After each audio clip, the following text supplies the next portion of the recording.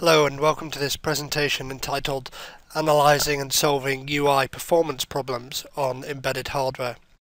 My name is Phil Brumby and I work for Mentor Graphics. So as a means of an agenda, we'll just have a brief introduction to myself and the company, and then look at why performance matters with embedded hardware and applications, and then try and categorize some typical performance problems before moving into a section of methods for solving performance problems. And then towards the end we'll look at two examples of using trace analysis, which is one of the methods for performance analysis that we'll look at. Then we'll have a conclusion and questions at the end as required.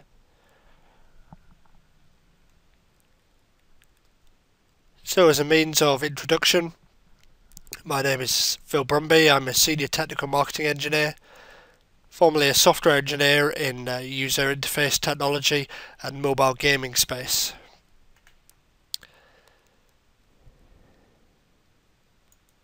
And I've specialised in graphics and UI while at Mentor Embedded. And what this has meant is that I've had to work closely with our embedded customers to understand and address their needs as they use our software and tooling to ultimately produce an end application or product for in the embedded space.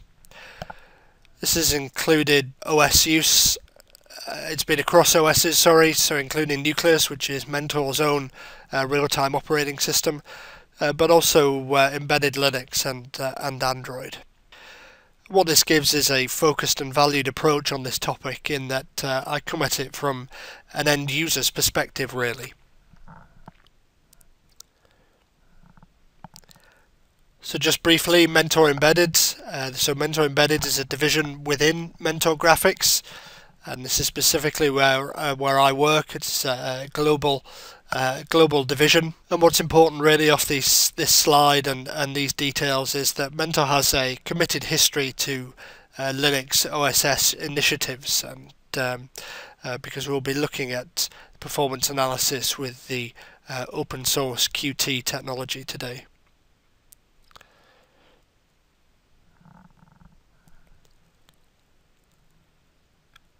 So Mentor Embedded and Qt.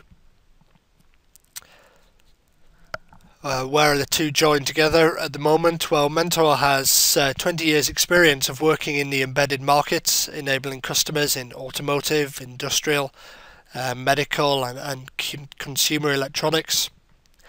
And that's via commercially supported or customizable Linux, but also for real-time control systems. Developers can take advantage of Nucleus, which is Mentor Embedded's own RTOS. So recently Mentor has been working to enable the use of Qt with its own portfolio of embedded software and tools. So that's included an integration of Qt runtime on our own RTOS Nucleus. This port covers the Qt core and GUI modules for QWidget based solutions. We've also enabled it for use with our Geneva compliant Linux automotive technology platform.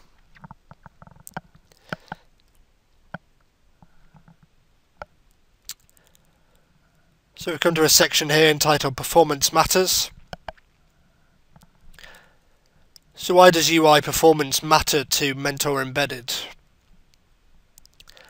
Well, if we just have a look at a quote here, no matter how good your underlying system is, the users will only remember your user interface. If you fail there, you will fail, period. So for Mentor Embedded, after enabling a customer with UI technology, an operating system and associated middleware and the development tools, we have a vested interest in ensuring a quality product is produced in the end.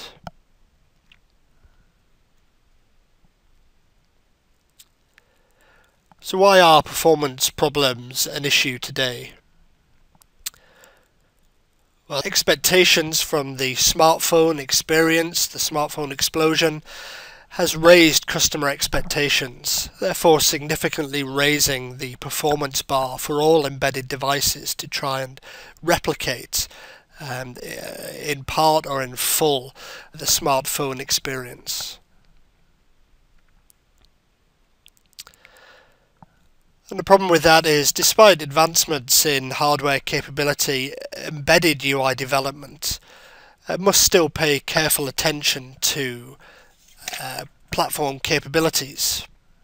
Whether at the start of a project, I mean, this is a topic that could cover a presentation in itself, but careful consideration must be given to what your hardware is capable of. So an analysis, an understanding of the CPU power that you have at your disposal, whether you have an onboard GPU to make use of OpenGLES integration, the type of memory you have, how fast an access it is.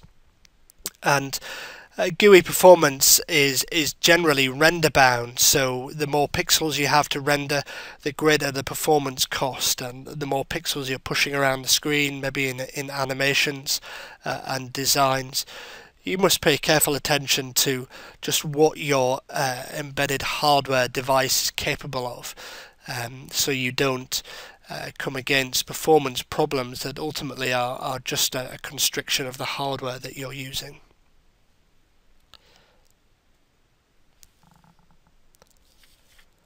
So we can look at typical performance problems that a user might experience, or a development team once they get to a point of testing their end application or product.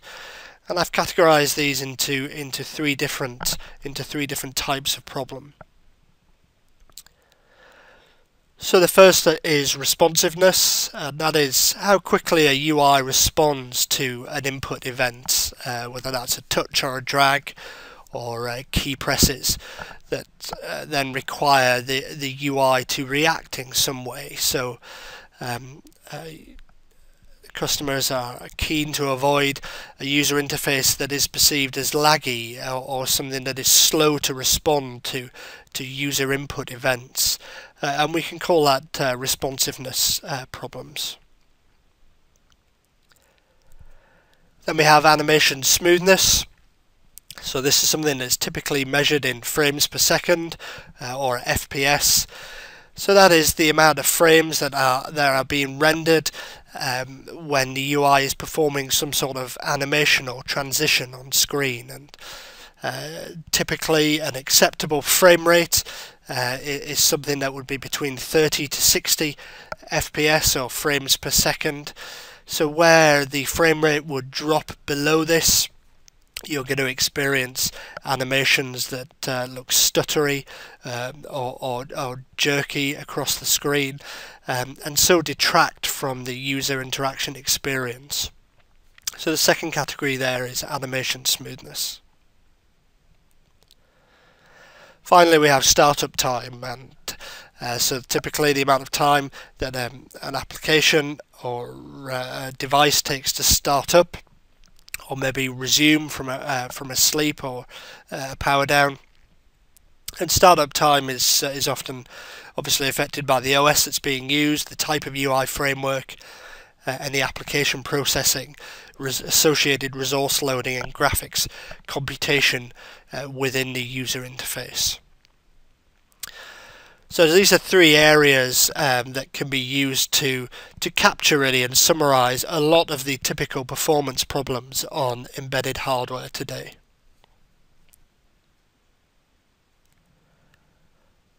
So we can have a quick look at an example performance problem now via a video, and I've entitled this just Bad User Interaction Experience. So this video is of a mocked up in-vehicle infotainment user interface, and the UI has been created using a Qt Quick design, so using the Qt framework, and it is running on embedded Linux and a Freescale IMX6 board.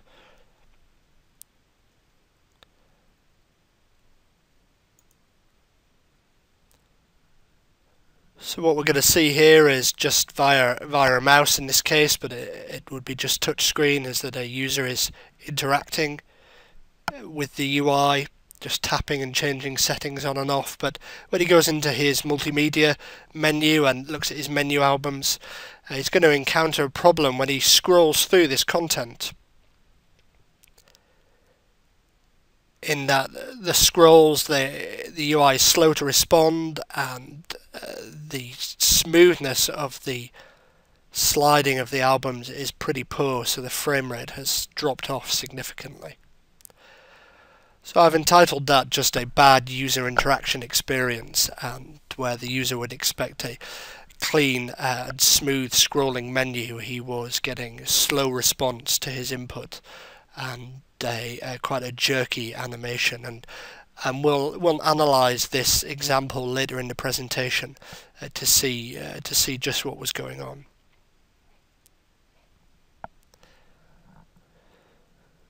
So to perform performance analysis, we really need to have an understanding first of the performance metrics that we can look at. So to get to the bottom of performance issues, we must understand the system metrics for measuring performance. And then we can use them to tell the story of just what is happening on the hardware at any given time. And so that would involve looking at maybe the execution profile, so what the tasks and events are doing, the lizzers and hizzers, or analysis of the CPU, what is its current state, and how much it is being used. And if your system was multi-core, what was the access like, and again, how much were the different cores being utilized.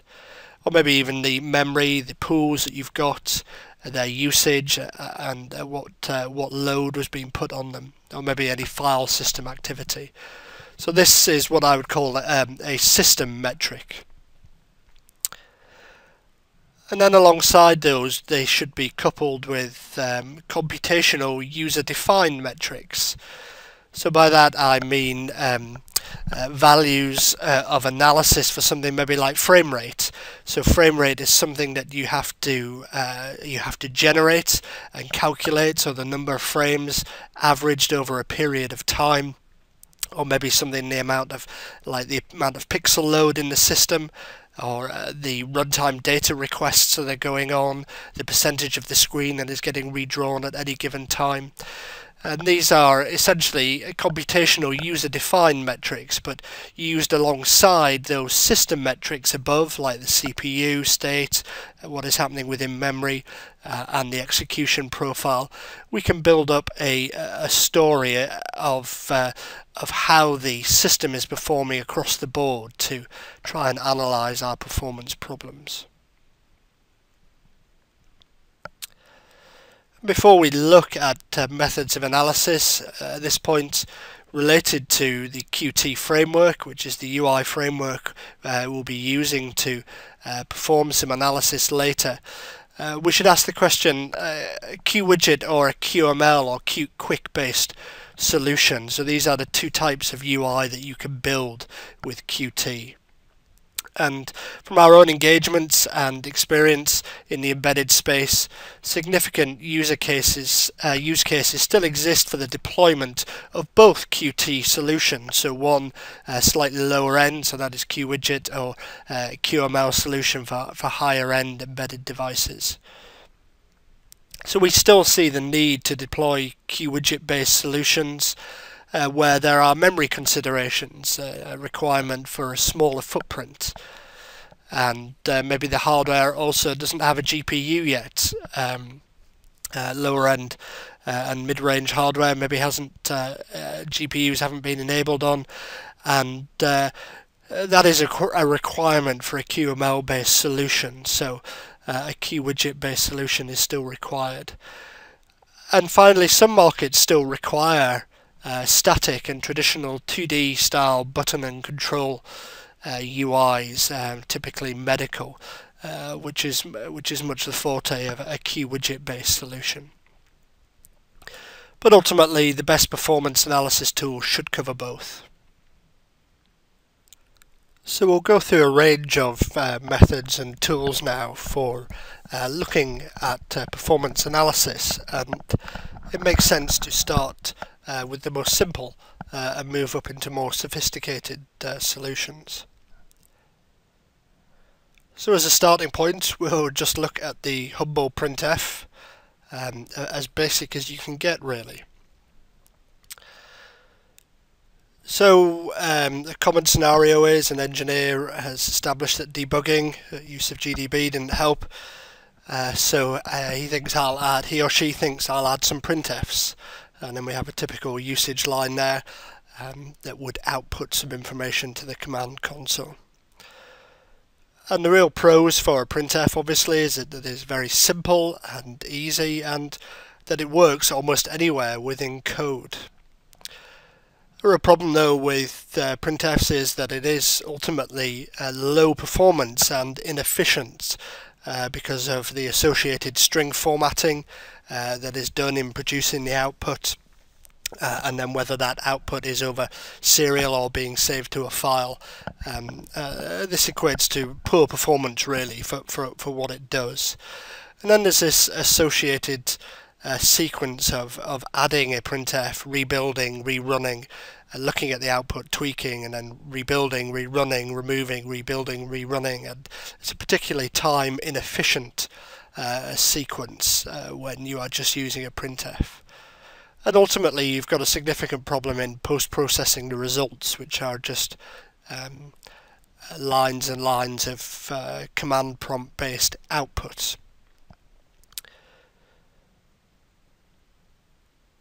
You can of course use additional tools like maybe Perl or Awk to produce some scripting for post-processing, but it's not a particularly efficient or visually helpful mechanism when using these tools for doing so. So we can say that obviously a printf is a right tool for displaying outputs, but the wrong tool for this job, that is trying to get a handle on the entire system performance, and so that we can correlate together at different layers just what the system is doing across metrics, whether they are system metrics or user-defined metrics. Next we can talk about statistical profiling. So statistical profiling typically determines which code is the greatest user of a CPU during a sample use of the program. And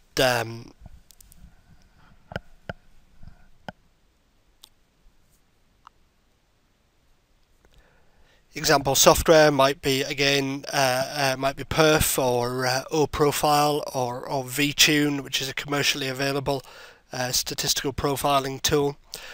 And what it does is essentially identifies which functions are the greatest user of the CPU. So it's kind of like a hotspot locator. And it is high performance. It is much more efficient than the mechanisms we've looked at previously. But the associated cons against it is that it only really focuses on the utilization of hardware resources. There's no application-based analysis that you can do, and the results ultimately are just a static table aggregating all of the results together. And that is by design, but there is no timeline that you can move up and down to focus in on problems that have occurred. And it only really helps to visualize repeated patterns where there is a repeatable performance issue. If you get a one-off or sporadic, maybe frame rate issues, statistical profiling is not going to give you the overview and output that's going to help you. So we can say that it might be the right tool for throughput problems, but the wrong tool for other jobs and getting an overview of the entire system and being able to, in a time-based way, have a look at what is going on, a timeline-based way.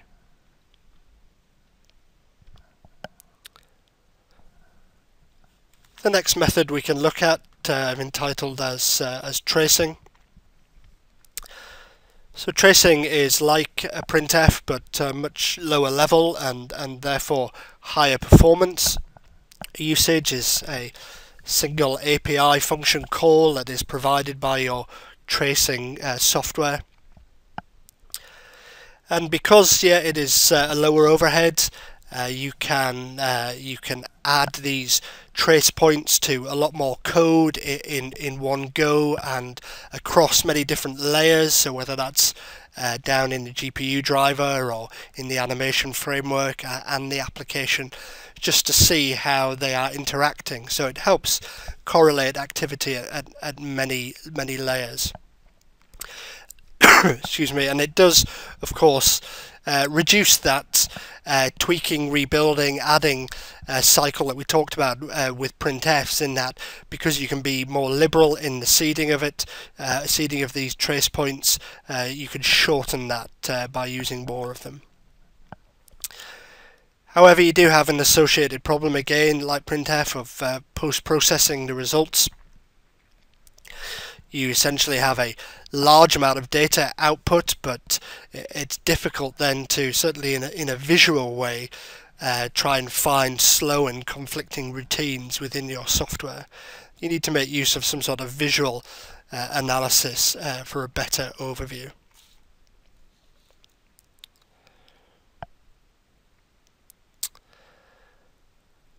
And that takes us into kind of an adjoining slide here that we've entitled Tracing Viewing. So often associated with trace analysis is the ability to give some sort of graphical view to help address the idea that we have essentially a haystack of data now, but where is the needle? Where is the problem within that mass of data output?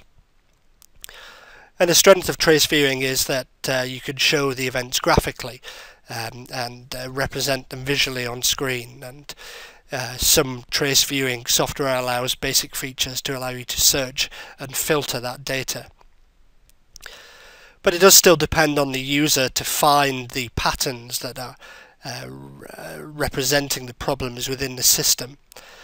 And it is often associated, trace viewing software, with fixed or limited data sets for analysis. There's no custom-based application level viewing within the software. So you need a more flexible means of analysis to calculate and display to the user higher levels of pattern data.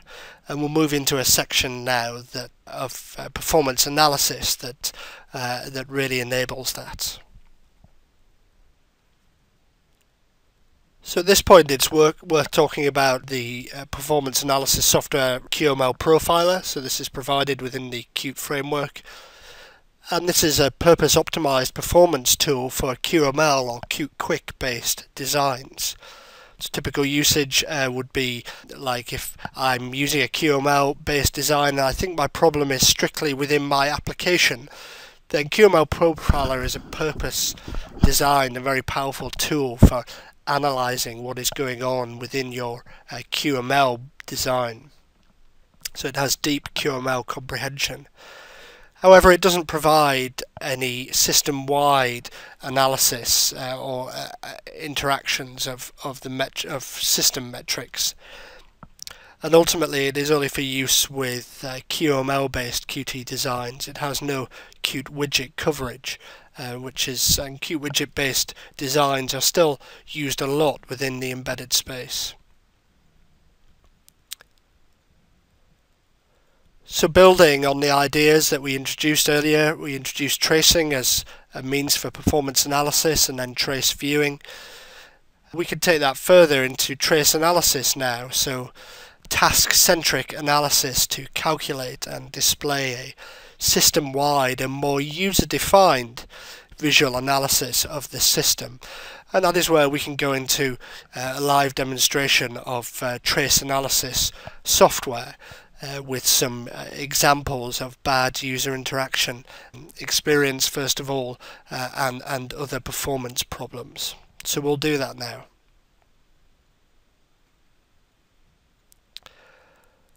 The first we'll look at is the one that we had earlier in the presentation. So this is an in-vehicle infotainment or IVI style mocked up UI with a QML or Qt Quick based design on embedded Linux and the Freescale IMX6 board. In this video as we saw earlier, demonstrates to us a user interacting via touch with the UI, but ultimately when they go into their multimedia menus, the menus themselves respond slowly to the interactions and the taps on screen, and perform at a substandard frame rate really. You would expect a smooth animation here and an instantaneous scrolling when you tapped on the screen, but there's something causing a performance bottleneck here, and we can use performance tracing analysis software now to get first of all an overview of the system, so to build a story and then narrow in on the specifics of the problem. So we're going to have a look at some sample trace analysis software now to try and build up a visual picture of what is happening within the system and at the application layer, so that we can try and ascertain the problems within the UI. So we're looking at software now that is called Sorcery Analyzer. This is provided by Mentor Graphics. And on the right hand side here we have a number of out-of-the-box what are called analyzer agents. So those are essentially going to provide us with some visual representation of system metrics, maybe like CPU usage or what is happening within the kernel, so events and tasks, memory. But specifically I'm going to start with these Qt analyzer agents. They're going to tell us something about the UI and what is going on. And the first one we'll look at is this Qt UI smoothness analyzer agent. So this is going to highlight times when animations become jerky or frame rates drop. I double click on that, we get a configuration wizard, and I'm just going to say indicate to us bad frame rates that drop below 30 frames per second.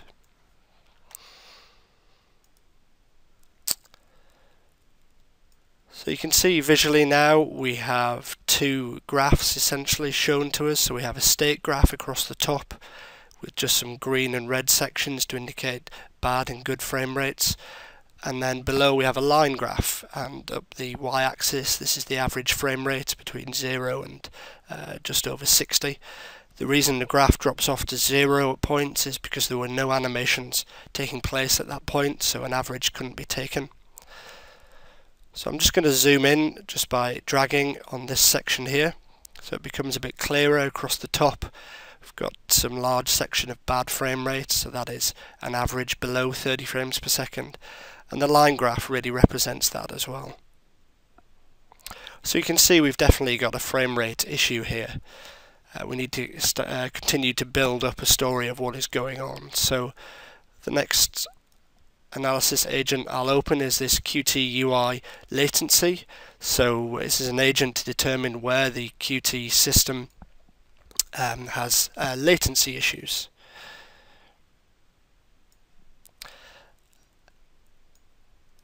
Again, we get two states, line state graphs if you will, one indicating the event processing that's going on, so these are events that are passed into the UI framework and how long they took to get processed, and then any associated paint latency, so that's the input events that were passed into the painting.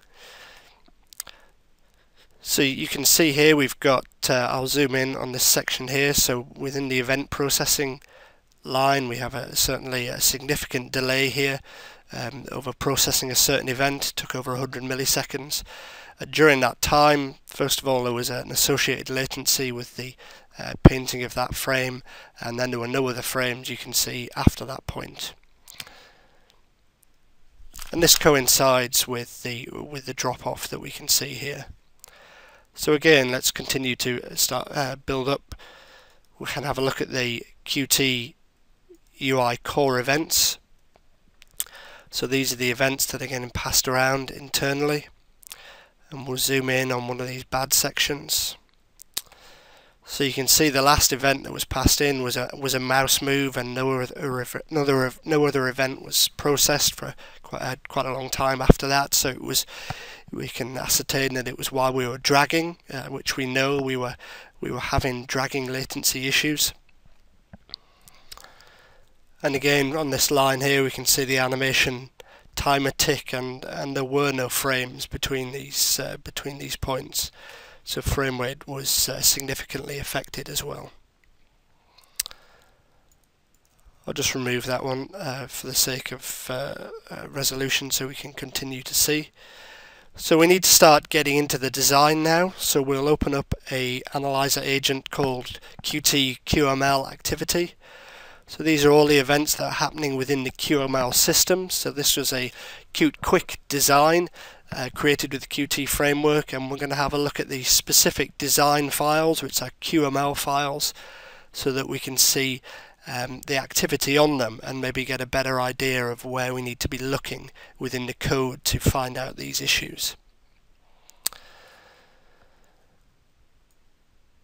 So you can see here on this music album menu QML file, we had significant binding going on at the time that we noticed the latency problems and the frame rate drop off. So binding within a QML file means there was a reassigning of values to objects within the design. So it suggests to us that we really need to go and have a look at what is happening within this QML file. And for that, we'll jump into the Qt QML Profiler software that is provided with the Qt developer package. And I'll just zoom in on a section here where we can see that there is binding going on. Yes, it's happening within that same file, so we know we're in the same place. And there's also creation going on. And it is associated with this model index object. So we need to have a look at the associated class. I'll just open up the header for music list item, and you can see in the property declarations that for the model index, the function set model index, which we can go and have a look at, is being called.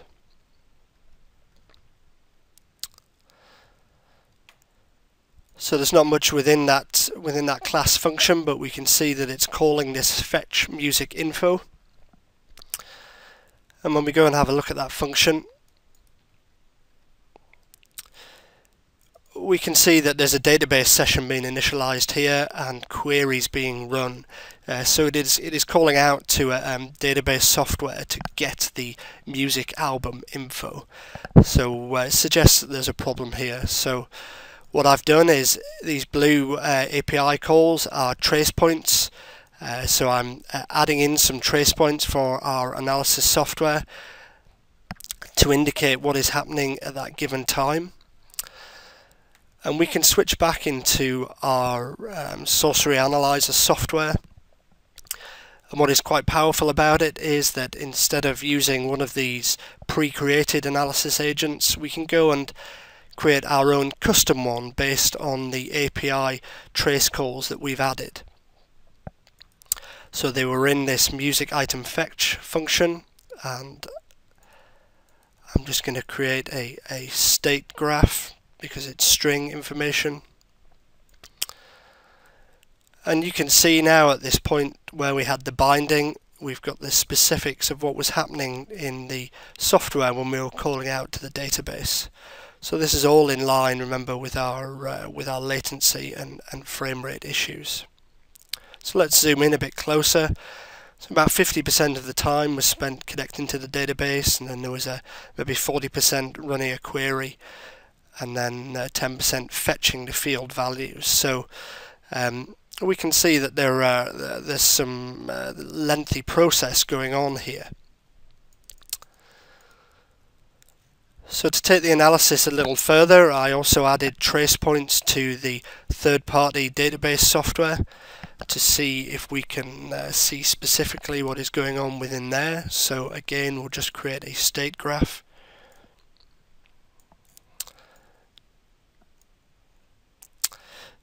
So associated alongside, we had creation of a session and running of the query, and then if we zoom in, some extra string data here, finding field value data.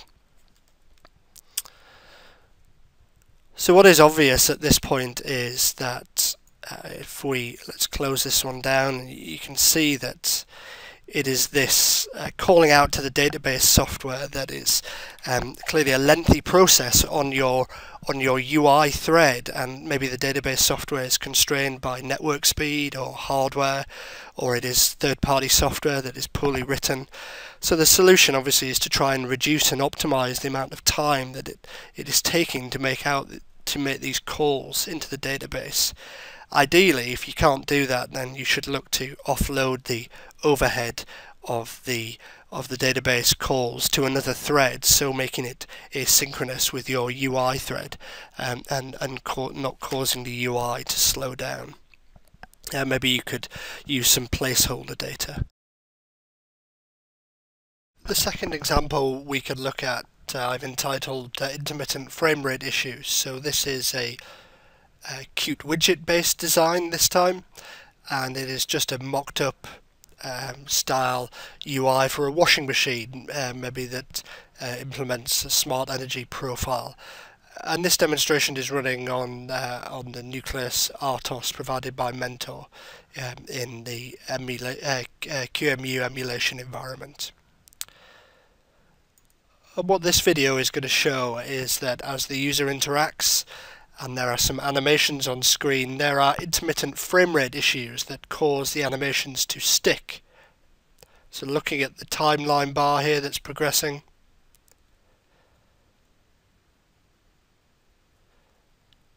occasionally the animation is getting held up. We'll go into a second screen where we're scheduling a wash in the evening, and if you pay close attention to the timeline bar, the numbers,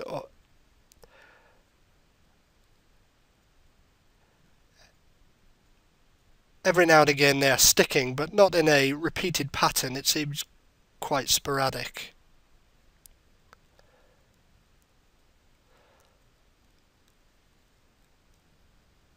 So this is a good example of a typical performance problem that manifests itself, represents itself to the end user or testing, but it's not obvious where the problem will lie. So we need to go build up a picture within our tracing analysis tool.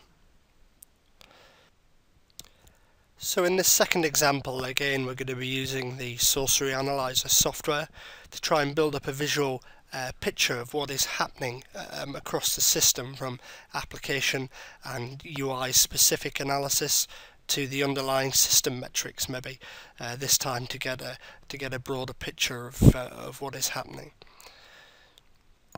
So this time we have the session is already pre-populated with some analysis agents, but this first one that we're looking at is just the Qt UI smoothness analysis agent. So this is going to give us a visual representation of the frame rate, and we'll have a state graph across the top as well, just indicating in red where sections of the UI frame rate drop below 30 frames per second.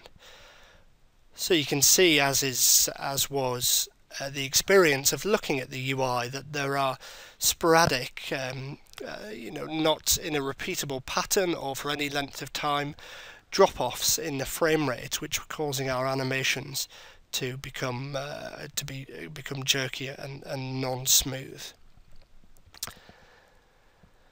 So we need to try and build on this to understand what is happening. So I've opened up, first of all, a CPU analysis agent to visualize the CPU state during the runtime.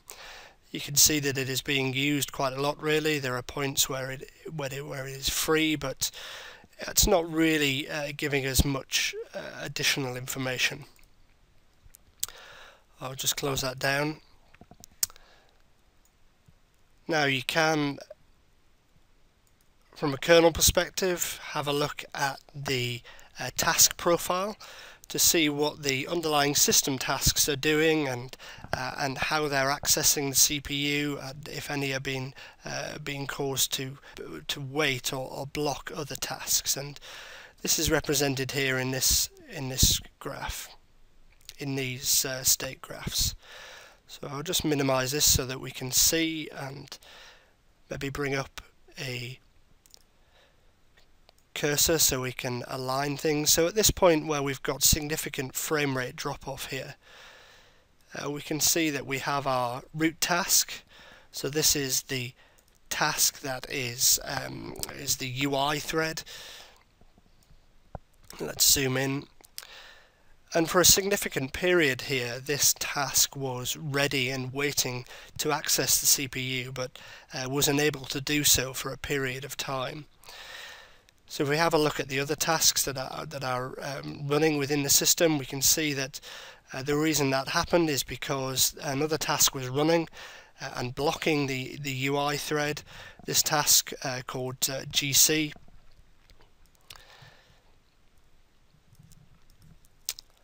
And if we zoom out and maybe have a look at some of the other frame rate drop-off points,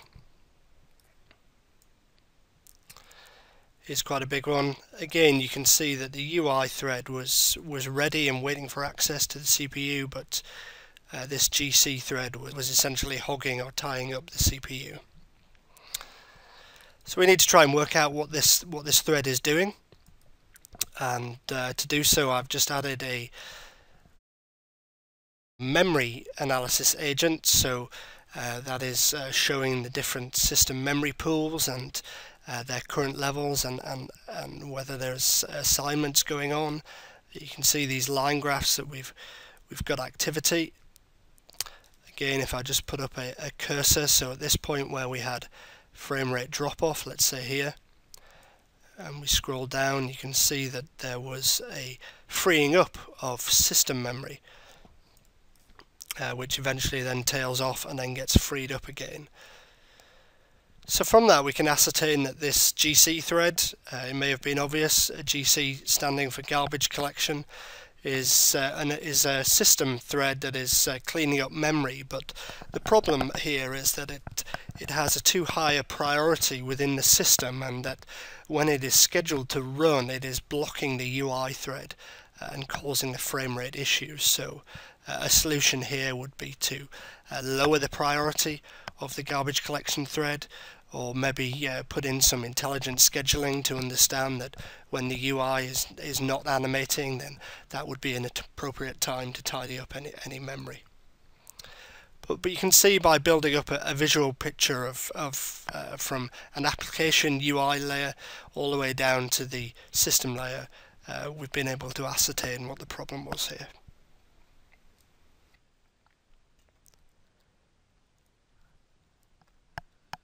So we move now just into a slide to conclude what we've looked at. So there are a lot of tools and software out there for performance analysis, and using the right one for each job makes all the difference. Tracing is a good approach to many system-wide performance problems, but needs a tool to process and help visualize the large haystack of data that it generates.